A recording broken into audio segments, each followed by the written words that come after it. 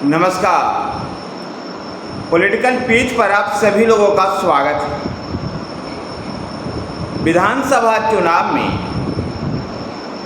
अति पिछड़े को 33% टिकट देगी विकासशील इंसान पार्टी। मुकेश सहनी की जो पार्टी है वीआईपी, बिहार विधानसभा चुनाव में अति पिछड़ा समाज के 33% लोगों को चुनाव में टिकट देगी। पार्टी प्रमुख और पूर्व मंत्री मुकेश सहनी ने पार्टी कार्यालय में आयोजित मिलन समारोह में इस बात की जानकारी दी। इस मिलन समारोह में दांगी समाज के कई नेताओं ने वीआईपी का दामन थामा। इन दांगी समुदाय के इन सभी नेताओं को मुकेश सहनी ने पार्टी में स्वागत किया।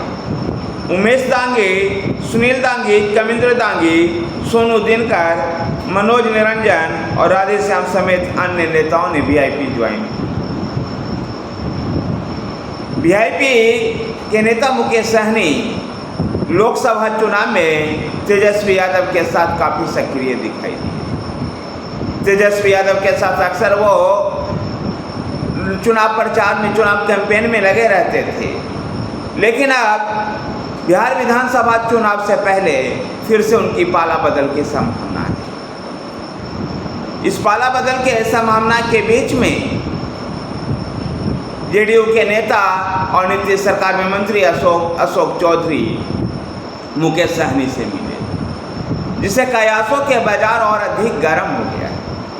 यद्यपि वीआईपी के जो राष्ट्रीय प्रवक्ता हैं उनके अनुसार ये मुलाकातें व्यक्तिगत संबंधों को लेकर के है, ना कि इसमें कोई राजनीतिक निहितार्थ है। लेकिन मुकेश सहनी के पिछले कई दिनों से इस तरह की चर्चाएं थी कि मुकेश सहनी महागठबंधन छोड़कर एनडीए में जा सकते हैं, और अब उसके लेकर के इस तरह जो अटकलें लग रही थी, लगभग उस पर विराम लग रहा है।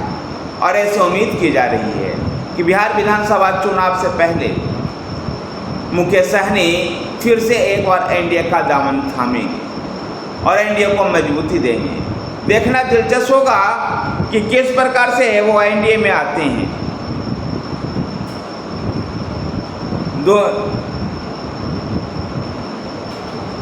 इस बीच खबर बिहार से ऐसी भी मिल रही है कि बिहार कांग्रेस के पूर्व अध्यक्ष प्रोफेसर रामजतन सिन्हा फिर से एक बार कांग्रेस में लौट आए।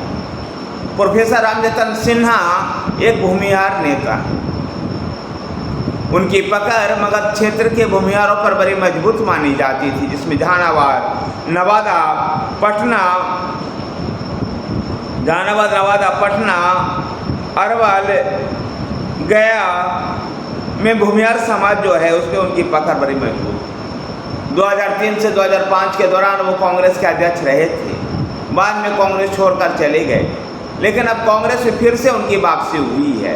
उनकी वापसी दिल्ली में उन्होंने पार्टी की फिर से एक बार सदस्यता हासिल की है, जहां पर बिहार प्रदेश अध्यक्ष अखिलेश प्रसाद और कांग्रेस कार्यकारिणी सदस्य नासिर हुसैन और पवन खेरा की मौजूदगी में उन्होंने कांग्रेस की सदस्यता फिर से एक बार ली। ऐसी उम्मीद की जा रही है कि प्रोफेसर रामजतन सिन्हा के कांग्रेस में जाने से कांग्रेस मगध क्षेत्र में और अधिक मजबूत होगी। लेकिन बदले हुए राजनीतिक समीकरण में रामजतन सिन्हा क्या उतने प्रभावी साबित हो पाते हैं या नहीं, ये भी देखना एक दिलचस्प कहानी होगी। तो क्रीमी लेयर को लेकर के आरजेडी नेता और राज्य में प्रतिपक्ष के नेता तेजस्वी यादव ने ये मांग की है कि भाजपा अगर क्रीमी लेयर के पक्ष में नहीं है तो वे एक अध्यादेश जारी करें। दरअसल पिछले दिन उस सर्वोच्च अदालत में एक सुनवाई के दौरान एक मौखिक सलाह सर्वोच्च अदालत ने दी थी कि कोटे के अंदर कोटा या क्रीमी लेयर जैसे कोई व्यवस्था लागू कर आरक्षण का फायदा सभी लोगों तक पहुंचाया जाए। SC/ST का आरक्षण को लेकर के ये सुनवाई सुप्रीम कोर्ट में हो रही थी। इसके बाद केंद्र सरकार ने भी एक क्लियर कहा है कि आरक्षण को लेकर के वो पुरानी व्यवस्था पर ही चलती रही। ऐसे में तेजस्वी यादव की ये मांग केवल एक राजनीति, अपनी राजनीति को चमकाने को लेकर की। बिहार में पिछड़ा आरक्षण जो 75% तक किया गया था और उसको फिर कोर्ट में ये आरक्षण व्यवस्था लागू नहीं रह पाई। इसको लेकर के भी तेजस्वी यादव ने कहा कि अगर उसको नॉमिनल सूची में डाल दिया जाता तो कोर्ट हस्तक्षेप नहीं कर पाता और इस तरह से आरक्षण बरकरार रह सकता। बिहार विधानसभा के चुनाव से पहले बिहार में राजनीति फिर से गर्माती हुई नजर आ रही। धन्यवाद साथियों, वीडियो को लाइक कीजिए, शेयर कीजिए, हमारे साथ बने रहने के लिए हमारे चैनल पॉलिटिकल पिच को सब्सक्राइब कीजिए। धन्यवाद।